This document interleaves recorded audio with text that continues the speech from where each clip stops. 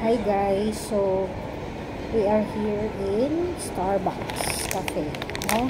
So while waiting for Tyler, dito muna kami. So I have here my drinks is the iced strawberry cream matcha latte, and then the other one for June is mango dragon fruit delights.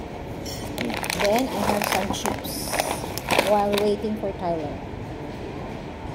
Actually, the taste, naglalaban yung sweet and sour. At saka, masarap siya, refreshing. So, sa akin naman, not really sweet. Medyo, ano siya? Mapakla.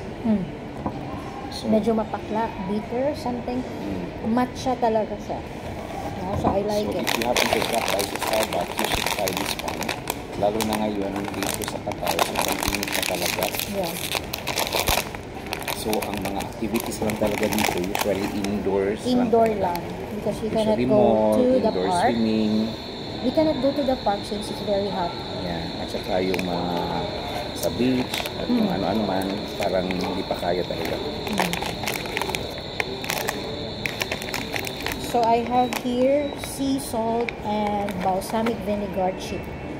Perfect partner din siya kasi maalat-alat. Tapos sweet. Refreshing.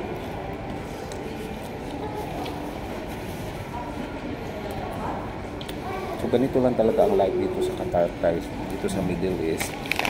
No? Ayan yung pinamili namin guys, sa likod. Yeah. So while waiting kay Tyler, dito muna kami kasi napagod, tsaka kalakad. Check.